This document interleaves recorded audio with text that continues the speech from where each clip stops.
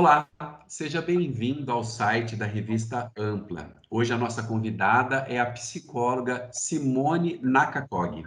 Nós vamos conversar sobre esse excesso de cobrança que a gente se faz consigo mesmo e também com as outras pessoas nesse período de pandemia. Tudo bem, Simone? Tudo bem, Ed. E você, como está?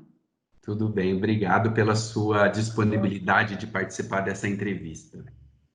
E eu que agradeço o convite. É um prazer poder conversar um pouquinho com os leitores da Revista Ampla.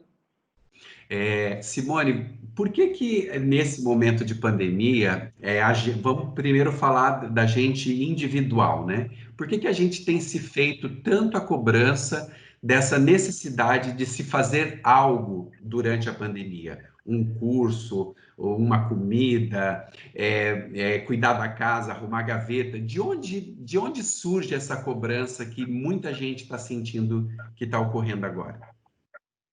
Olha, Ed, eu acho que podem ser inúmeros motivos que motivam essa cobrança interna, mas o fato de estarmos dentro de casa, a maioria das pessoas, né, desde o início da quarentena, muitos estão trabalhando home office, muitos estão impossibilitados de fazer algo que seja externo, como que a gente estava acostumado antes. E quando a gente está nesse ambiente interno, em casa, e sem todas aquelas coisas que a gente estava acostumado a fazer e às vezes até inserir coisas a mais para não olhar um pouco para aquilo que existe emocionalmente interno, né? Então, quando a gente se coloca nessa posição que nós fomos colocados, na verdade, nós não escolhemos ser colocados, a gente acaba entrando em contato com essas coisas que estavam mais guardadinhas e muitas dessas coisas têm um caráter de cobrança. Então, aquilo tudo que eu não fiz antes, agora eu vou ter tempo para fazer, eu vou precisar fazer alguma coisa nesse tempo ocioso, ou de repente estando em casa e fazendo o trabalho home office em tempo reduzido, acaba surgindo essa sensação de que você tem mais tempo.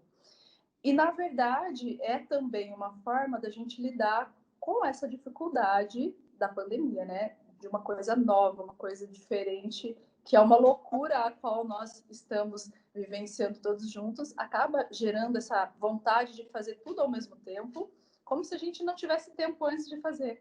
Mas tudo é uma questão de prioridade. Qual que é o ponto de equilíbrio disso, para que isso seja uma coisa saudável e não uma cobrança que gere uma certa ansiedade? Sabe que todos nós temos um termômetro interno, né? De percepção de quando a gente está chegando no nosso limite. E às vezes os sinais não são tão claros, mas é assim uma sensação: nossa, hoje eu acho que eu estou um pouco cansada para fazer uma comida diferente, depois fazer atividade física, depois fazer não sei o quê, né? E aí a gente acaba não ouvindo esses sinais, ou não ouvindo o termômetro dando uma temperatura muito alta. Então, é importante, aproveitando que nós estamos mais observadores de nós mesmos, né? Prestar atenção nessas coisas, nesses sinais que o nosso corpo, que as nossas emoções começam a emitir. E isso vai ajudar a gente a entender onde a gente pode ir, até qual o ponto e onde a gente ultrapassa esse ponto. Uma das coisas bem interessantes a se colocar, né, a se inserir, além de utilizar esse termômetro, essa observação, de estar no presente, no aqui e agora, é também talvez inserir um cronograma real, né? O que eu Uhum. realmente posso, o que eu realmente quero fazer e juntar essas duas coisas. Porque se eu tenho um cronograma, não precisa assim, nossa, eu tenho um cronograma certo, eu tenho que almoçar tal hora, eu tenho que cortar os legumes em tal minuto, não precisa ser tão rigoroso, mas que ele seja algo que ajude a organizar estrategicamente essas emoções que vão aparecendo e essas atividades extras que também vão aparecendo. Isso vai ajudar com certeza a ter um norte, pelo menos, né? De quanto as suas emoções estão correspondendo àquilo que você pode realmente fazer. Como que a gente também tem que ter o cuidado de colocar na nossa rotina, né, nesse organograma que você falou aí, um momento também para a gente ter lazer e não só um lazer individual, mas também um lazer com a família. O ócio criativo, o ócio, né? O não fazer nada é algo do qual nós não estamos mais habituados a fazer há muito tempo, né? É uma coisa que a gente foi perdendo de tanta atividade, de tanta coisa para fazer, a gente acabou perdendo contato com essa coisa de não fazer nada, de ter um tempinho para descansar. Claro que o significado de descanso, de relaxamento, para você pode ser diferente do que para mim significa descansar e relaxar. Mas é fato que nós, seres humanos, não somos máquinas, né? Então a gente vai precisar de um respiro, de um momento, de 5 minutos, 2 minutos, que você possa estar ali consigo mesmo, quietinho, paradinho, para então você dar vazão e dar um pouco mais de espaço para esse ócio criativo aparecer. Uma das coisas que eu considero muito importantes e que é muito simples é o mindfulness. Muita gente já deve ter ouvido falar, né, que é o conceito de atenção plena, de manter a mente no aqui e agora, no presente, vivenciar exatamente aquilo que você está fazendo nesse momento com teu corpo, tua mente, tuas emoções presentes. E um jeito de inserir o mindfulness e também de dar vazão ao ócio criativo é prestar atenção na respiração. É uma coisa que, se alguém fala pela primeira vez, e eu escuto muito quando eu falo isso pela primeira vez para alguém, para as pessoas, nossa, mas prestar atenção na respiração, né? É uma coisa tão boba, tão... Eu não faço isso. Mas, se a gente for prestar atenção realmente, a gente vai se colocar no aqui e agora, no presente. Tem vários elementos que compõem a respiração, né? A temperatura do ar quando entra pelas narinas, a temperatura do ar quando sai, o tórax e o abdômen em movimento. Então, isso tudo vai promover que a gente tenha contato com o aqui e agora, contato conosco, e vai promover também uma criatividade para a gente entender o que eu posso fazer, se eu preciso descansar, se eu preciso ter um momento de lazer, se eu posso reservar 5 minutinhos para prestar atenção com atenção plena no que o meu marido está falando, no que as minhas crianças precisam, no que eu realmente preciso. Como lidar com a ansiedade alheia, né? Dos familiares, dos amigos. Esse é um dos pontos onde a gente vai utilizar todas essas coisas que eu falei antes. A respiração, para se colocar no aqui e agora e entender que aquilo que o outro está relatando não precisa necessariamente me contaminar.